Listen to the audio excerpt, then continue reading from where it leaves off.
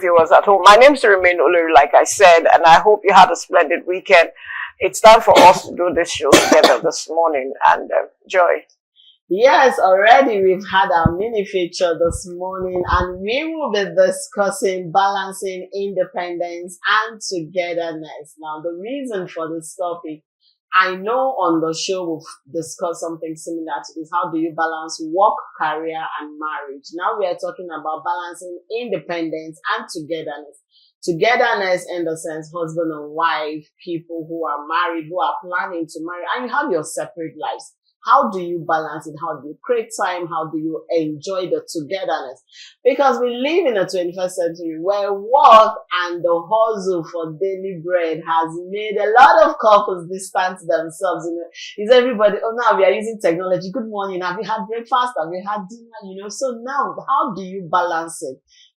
Assuming there was no technology, assuming you could not text, assuming you could not put that video call, how are you going to balance your independent life, maybe as a career, banker, actor, whatever it is, whatever field you find yourself, to your marriage life, togetherness? That's what we'll be discussing basically this morning. So don't let the big grandma put you into this. That's what we are discussing.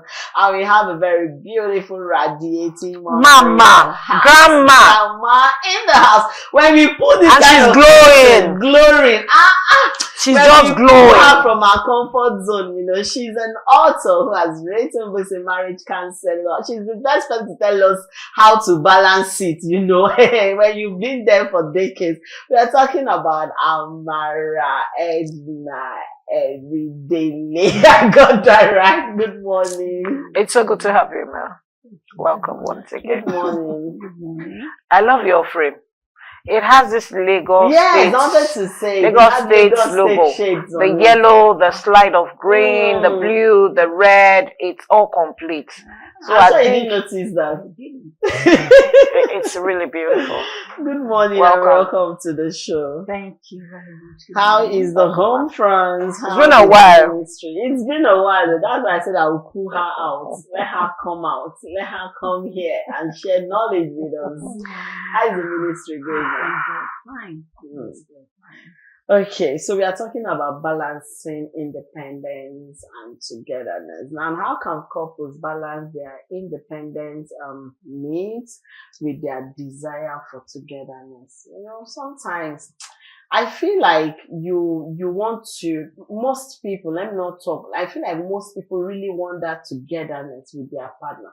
But when you look at the time consuming when you're putting in, maybe some people are building their careers, like young couples who just got married, probably relocated, you know, and they are trying to really meet up and match up and they are building their career. How do they balance that independency and the need for togetherness with their partner? Okay. I think I want to start from this point. And one thing couples need to try to put into cognizance by the time they're trying to get married is the fact that, like you said, in the 21st century, some things are not like they were before. So I think during the period of courtship, a lot should be done. Most times, when I discuss with people, you find out that the courtship most of the time is just carried away with all the paparazzis. By the time you get married and settle down and you really do, it begins to come. That's when you now begin to plan on how to squish in things. But it shouldn't be like that. We have books that talk about these things. You see a lot of it on the internet. When you're planning to get married, prepare. Read books. Go for counseling. Some people don't prepare. Read. They don't have time to read, but you have to make time.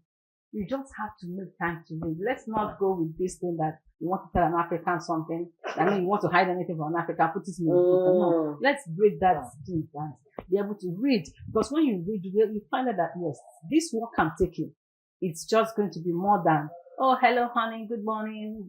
It's going to be more than, okay, you know, and you come back. Yes. You go to the eatery, you eat. No, it will get to the point where you can't be going to the eatery every day. All the time. You can't be going out to eat every day. It's not possible. You can't just be testing on phone. Before you get married, hello, how are you? How was your day? You talk a lot on phone because you can be testing and doing your work and you're okay. But this time you can't be testing and doing your work. You have to, the real world comes into play. So if we get these things into us during the courtship period and not discuss some things that after we are married, you can't give up your job. Now, most of the time, this still falls on the woman. And it's like, look at the issue. So most of the time, the lady has to give up her career. And at the end of the day, that's where it's trying to balance both come, because a lot of withdrawal, I want to be myself, you lose your identity, lose yourself, and then you try to get it back. It now becomes difficult. Yeah, it becomes very hard. And start creating ingredients unnecessary, you start feeling like, I met somebody the other day, she was like, wow, how many years of my life have gone, stand still. I can't even, just because of, childbirth, bringing up children, everything has to be stand still. But I was not thinking that, where am I? Who am I? I'm like, no, I have to get back my life. No, such a thing. But if you have planned, you know children will come into the scene, whether one or two. These are things you discuss and agree.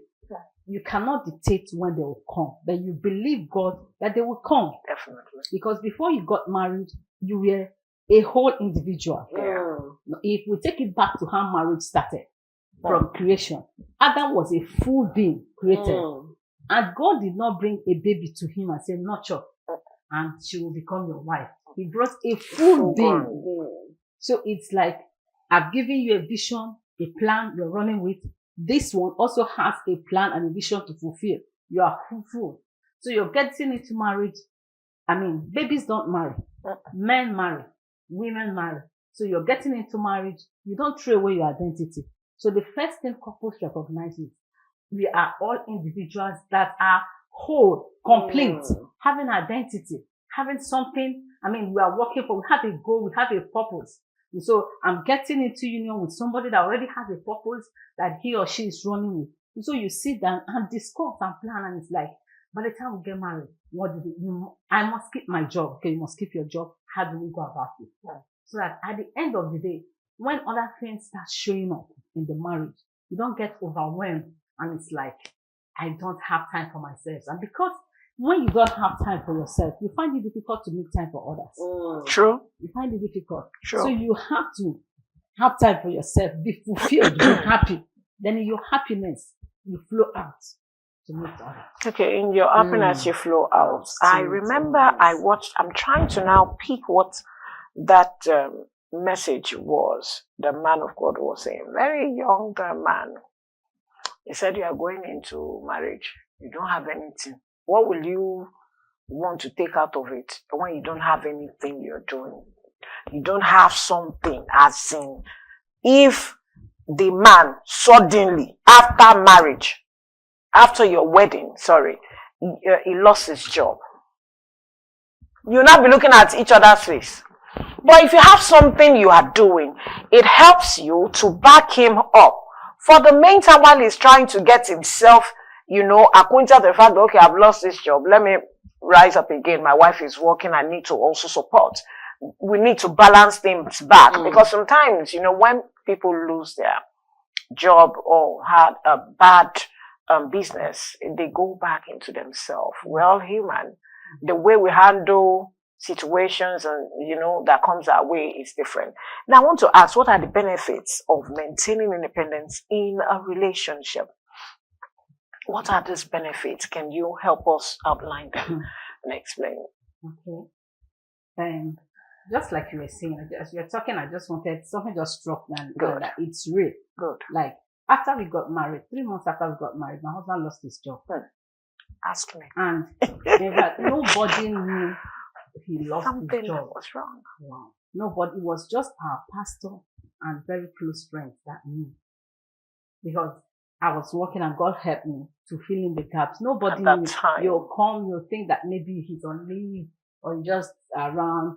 Nobody knew until the Lord made another way open for him that period. And God helped us. And I always tell young ones this, and I'm like, you want to marry somebody else, money has me, but we don't pray for that. I pray for you, you will marry a wealthy man, you will be well taken care of. I pour out all the blessings on you, but please, Don't enter that marriage because of what everything that be somebody On so your that own. on your own, like you're talking about, when you have independence, it creates a kind of self-worth. You know you are somebody, you have a goal. You don't just wake up every day and it's like what? You have a goal. You have a purpose. And understand that God did not create you without purpose. True. There is something that it's expected of you to fulfill. Find it and begin to work at it. Don't just move in like that, because with time, before you know what is happening, inferiority will start setting in. True. Complexities, and you begin to. There are times that some places you might not even want to feel like going. Your husband goes, and you feel like, okay, he's not taking me along with him because I did not fit in. And it's your own problem. He might not even be thinking like that. So they are complex. Then when you're independent, you're sure of yourself. You're certain as a woman. You have it's. I mean, it's not a pride thing, but it's a thing that yes. I mean, there is something. You wake up in the morning, you have your program, you know there's something today it's going to work out for me. Amen. And you're pushing it, you're going, you're not just like that. Even by the time the kids start coming, your children will be able to look understand. I mean, we know that there's some women that cannot handle their children's homework. Yeah. Because immediately they dropped out of school. That was the end. If you bring, please, I don't know how to do mathematics. I mean, you cannot think of simple things just because you feel that everything is, you have everything. So what's the need to that? No, you need to be able to, because it helps you create a good environment in your home. A confident woman is able to bring out a lot of grace to carry her home. You're able to, there are things that you can handle with a lot of confidence because you're strong on your own. You're strong on your own. It's not as if anything can happen. And that timidity, it's not there. You're strong. You're able to speak up. Even when your husband is not around. He traveled, is not around, and there's an issue to handle. You're able to speak up because, yes, you can stand, you can face the crowd. But when you have no independence, everything is relying, everything. What will happen? Imagine you're cooking, salt finishes. There's no salt in the house. I have to wait for daddy to come. There's no salt. Does it make sense? It does. Doesn't make sense. You cannot have small salt because you can't even the money your husband is giving to you, you can't plan with it. You won't be able to plan with it because it's like, this thing that when you're spending what is given to you, you didn't work for it. It's like just like that. But if you worked for it, so when even the money your husband is giving to you, this has a purpose. I must fulfill and accomplish that purpose in the home. You're able to plan.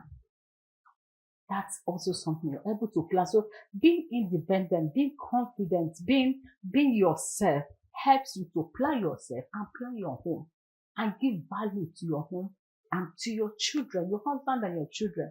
And also makes your partner to be confident in you.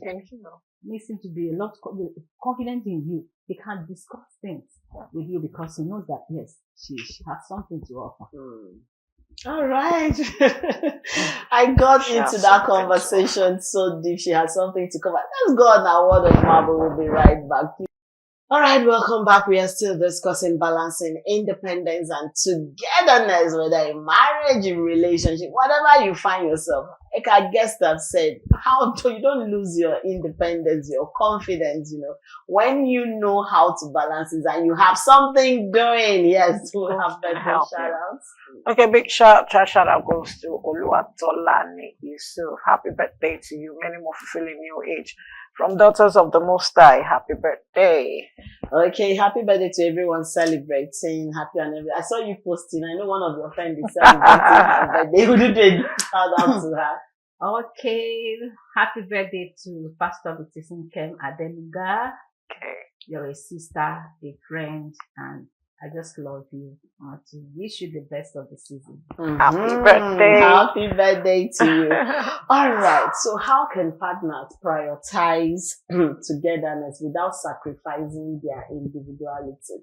Just like you said earlier on, it falls on the women most times. Most times, always. It's always the women, they'll say, and you stay at home. It's the women that will give up their career to raise the home. I know people around me that gave up everything.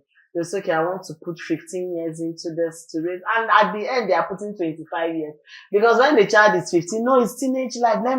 Before you know it, the child has like gone to university, and you're now, just like you were saying, you ask yourself, what have I been doing? So how can partners prioritize togetherness? Yes, we want to have life together, we want to go places together, but I shouldn't lose my individuality because we want to, prioritize togetherness. How can they do that? Okay. Like I said from the beginning, these are things we should talk about when planning the marriage. But Mama, you know that some men will agree to you because they want to marry you. Then when you enter inside, they say, I am the man. This is my house. You will tell me who married you. Now you marry me or be like me married you. For courtship. That's why we are discussing this. You know, they say, I me marry you, or now you marry me. And now we go. Not that time I pay your papa and your mama. I'm not owing them. That time I was listening to you because I didn't want issue. Now this is the real thing. The real deal. Yeah, what you said is real life issue.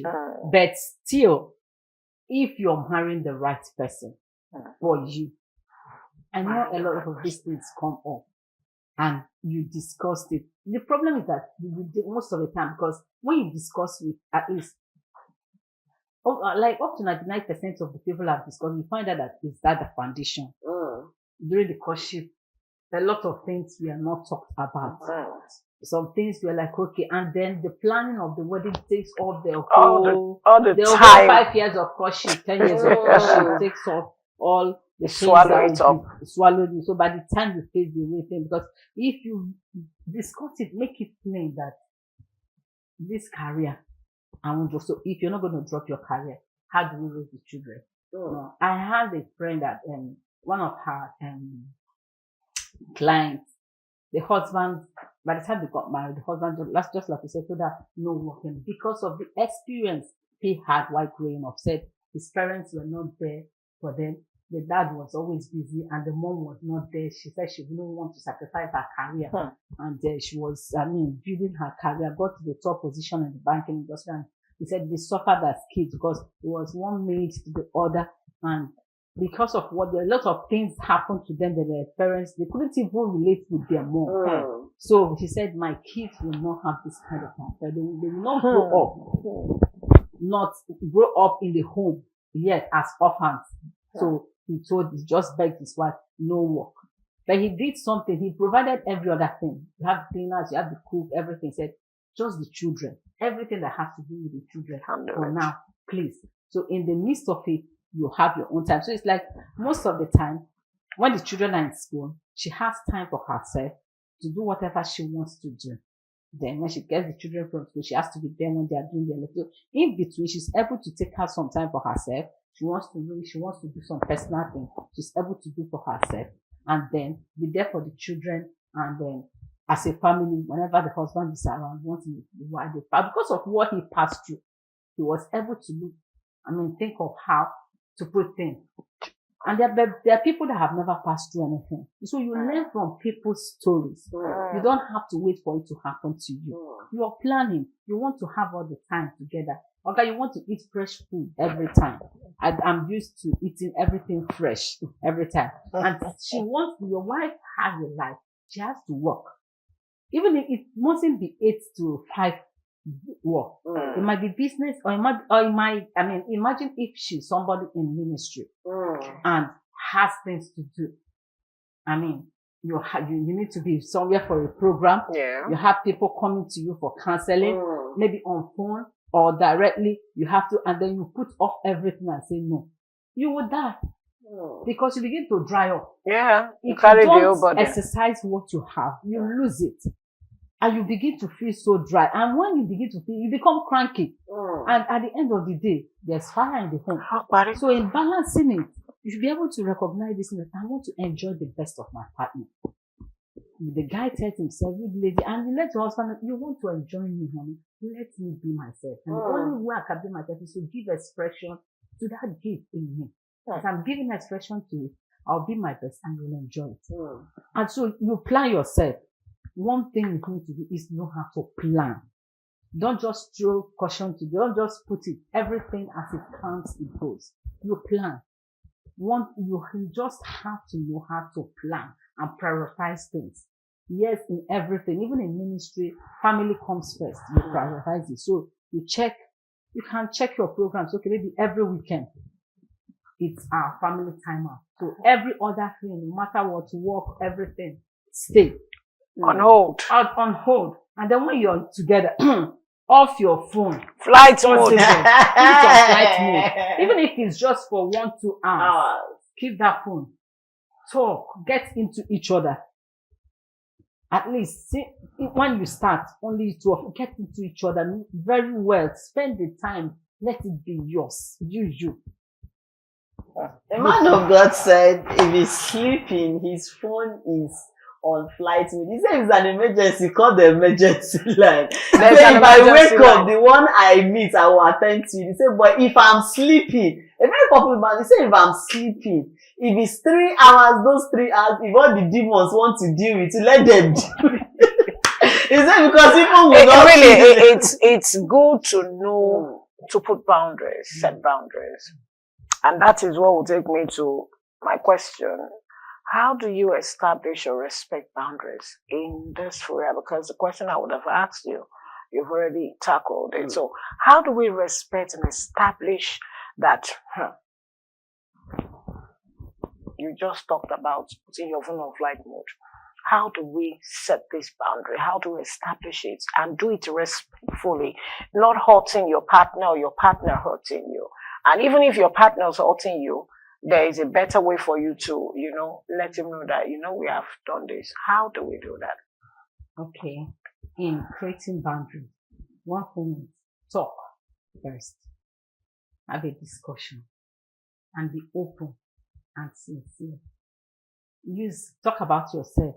Don't say, don't come through the back that we always do this thing because of what we always do. In fact, I've not been able to do anything because of, come to yourself. Let your partner know that I would love to, if this will happen like this, at least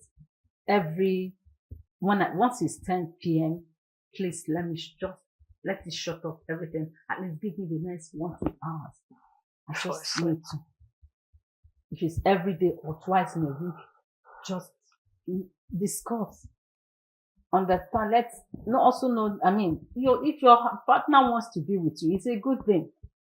I want to spend time, but there are some people that cling so much. They don't want to. They want to. If you talk to somebody, it's like you're spending so much time talking to somebody. If you do this, and there are people that are also the other way around. They can spend 5 hours. Okay, let me not exaggerate. They can spend like 30 minutes, 1 hour on phone talking to somebody. But they cannot spend up to 10 minutes talking to their partner. By the time you're telling them something they're pressing for, you're talking about, hey, are you not done? Their patience is very slim. So to create that boundaries, you talk, discuss, then express yourself. Express yourself. Say, I would love it if we can do this in this way. We can do this in this way. We'll plan this way. It's not as if we are placing laws in the home, but at least if every day I can have like 2 hours between so and so, I'm going to be able to refresh and have some things done. And you respect your partner's own boundaries too. When he or she puts it and it's like, this is okay. You understand? Not barging in and it's like, no, you should know that I'm here. You should have time for this. So when you create time, you know that, by this time, my wife is calling my attention. I need to, and we need to be together. And once she's doing this, like there's something that happens in my home at times when I'm writing. My kids, once you come in and because you need a lot of concentration. So if you're talking to me like you're talking to a dead person, I won't answer you. And once I answer you, I lose concentration. That chapter is closed. So once they come in and just look and they see me on the table, they just quietly trace their step back. Because they know that. Even my family, they just know. It's the last one when he was small that we come keep pushing. And the other ones will come out, mommy will not talk. So once you just come, so at least that helped. Once they come once you just see me on the table with my biro and looking up my system, you just quietly withdraw. So, I mean, that's a kind of boundary that have been understood. Okay, let her have this time and achieve what she wants to. And by the time she comes out, then, like you said, all the okay, this, we should have done this, that will come down. So we should be able to not, you've been there since. What have you been? You've spent so much time. No, there should be an agreement. You should discuss it. Agree together. Like, okay, so your partner knows, you know. So there's no, you've spent so much time. What are you doing? There's an understanding between the both of you. And you'll be able to respect it. Now, still talking about boundaries and respect, for partners who are extremely jealous and have trust issues due to childhood trauma, how does this work? Because sometimes you want to set, you see, now she understands that as a media person, maybe she went for red carpet event and one she's MC and 1 a.m. event is not over and she's still hosting. Ask me. I mean, and Oga knows that I still get home, you still answer questions. And it will look like you are a stranger. You get it to look like. How do you handle such? This is what I've been doing. This is what you know. I say, even if are you the only one? And start start mentioning some of your colleagues, you know. How do you do? Because a banker who is working in the marketing sector, because these are real life agriculture issues, or agriculture. You get these are real life issues. How do such partners handle those boundaries? Because sometimes you're talking to a client. Somebody told me something, said, women, you have a lot of admirers, and you're trying to get a client to maybe come strike a deal with you, and the client is telling you and you're smiling, I'm smiling too, and the guy is peeping and saying that, how do you imagine that? How do you not say, no, he's a client, I'm trying to convince or negotiate or talk to the client. How do you handle such? Yeah, these are real life issues that we're talking about here. That's one thing I always tell people. Be confident in yourself first. And people have that problem. There's a couple that I was talking with something, and I noticed this thing so much in the guy because every time he talks, it's always like, in fact, she has so many people around her, they're not in the same city. Yeah. They two conform. But in her studio, every time you call her, she's talking to somebody, you'll hear a guy's voice at the back. And when she said, oh, don't mind him. Is this person? Okay, I should put off all my friends and not talk to anybody because of him. Okay, you have to look for a line of reason to handle the first step. You have to deal with his insecurity. It's insecure. And that's the thing. You just have to deal with your insecurity. It's not something somebody can do for you. You have to deal with it. Whatever happened to you in the past happened, and you're still alive now. And somebody accepted you, made you feel loved. Why don't you deal with that thing? If you're finding it so difficult to deal with it, please just accept the love of God. Accept the love of Christ. Let it encompass you. It has a way of bringing healing and making you forget your past. If you can just give Christ that place, He will do it for you. And that is one truth for you. And you can, because you have to be confident in yourself. So that anything, whether the lady or the guy, because there are ladies that are like that too. Once they will call 1 million times. And if the secretary picks the phone, it's like, you said you're working overtime. What's your secretary? But they said you're working overtime. The secretary has to be there if you're working overtime. Yeah. So if she's supposed to go, you do her job. And so that misunderstanding, and then you now start going to the office to find out. Like a story somebody told us a few days ago. The lady actually, she came to the hospital looking for her. She said because she knows her husband, that you can only find him where there are women. So when she came to the CMD told her no problem, took her to the theater. I said, that's where your husband is. And she opened the door. She said, hey, I know he will be inside there with a woman. I know, because when they opened the door, he was operating on somebody's amputated leg. She just closed her eyes and they said, no, stay in the theater there with him. She said, no, I cannot stay there. He's inside there with a woman, and the woman is a nurse. And he cannot do that work alone. It's an emergency. Yeah. It's an emergency. So you are looking for him, he didn't come, and you now came, you are hearing a woman's voice inside the theater. So of course we hear a woman's voice inside the theater. Are you the only woman? I don't understand. So that insecurity, you have to first of all, you must deal with it. Those are part of the things that once you're getting into marriage, you know that you have to deal with. This person, that's why I said, first of all, you have to acknowledge the fact that you are marrying a complete individual that has a purpose, have a goal, and have been living before you came into his or her life, and will still live. So you're coming to help that person accomplish that purpose and live. So the person already had friends, the person was already free talking and shouldn't become timid and only you. No, so you have to deal with it personally, whether it's a guy or the man or the woman, you have to deal with it. No, it's your own responsibility. It's not what your partner can help you to do, because no matter how sincere your partner is, if you don't deal with it and swallow it, relax, be calm. The world is not coming to an end. Be calm. Even if your partner is cheating on you, you cannot stop him or her from cheating by getting wild, being angry, throwing tantrums. You cannot resolve it. The only way you can resolve it is on your knees, talking to God for his life or her life to be turned around. That's the only way you can get it done. Talking to God. So it's either you work on yourself or you work on yourself. You don't have a choice. You don't have work a on choice. yourself, or you work on yourself. Yeah. Let's take your final word of advice to our viewers at home who are watching, and like, I'm still not convinced, but I think I know what she's trying to say, so I will need to go back. Especially people with complex. Yes. Oh, inferiority complex. It's a very dangerous red flag. Because to get it out, it's always, so your 60 seconds word of advice. Okay. Thank you, ma'am. I will advise primarily that if you're cutting, please talk.